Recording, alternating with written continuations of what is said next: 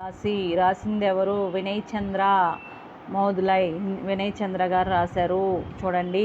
हिंदू देश के निवासी सभी जन एक है, रंग रूप वेश भाषा चाहे अनेक है, बेला गुलाबी जोही चंपा चमेली, प्यार प्यार फूल गुंते माला में एक है, कोयल की कूक न्यारी पपी की टेर प्यारी, गा रही तराना बुलबुल राग मगर एक है, गंगा जमुना ब्रह्मपुत्र कृष्ण कावेरी, जाकर मिल गई सागर में हुई सब एक है.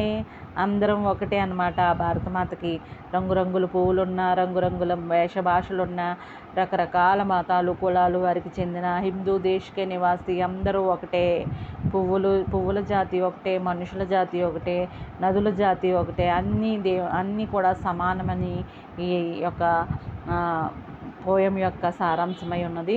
అందరూ చక్కగా నేర్చుకోండి. ప్రతి పోయంకి కూడా మళ్ళీ హిందూ దేశకే నివాసి అనాలి. నేను మామూలుగా చదివి చెప్పేశాను, మీరు నేర్చుకోండి బాగా. బాయ్. ఇంతటితో మీ 6th క్లాస్ లెసన్స్ ఓవర్. మరి ఎగ్జామ్స్ బాగా రాయండి. మధ్య మధ్యలో ఫ్లవర్స్ నేమ్, అలాగే ఫ్రూట్స్ నేమ్స్, బాడీ షేప్ అన్నీ, బాడీ యొక్క పార్ట్స్ ఆఫ్ ది బాడీ అన్నీ ఇచ్చి ఉన్నారు. అవన్నీ కూడా బాగా చదువుకోండి, బై హ్యాడ్ చేయండి. Bye bye. ఎగ్జామ్స్ బాగా రాయండి. All the best.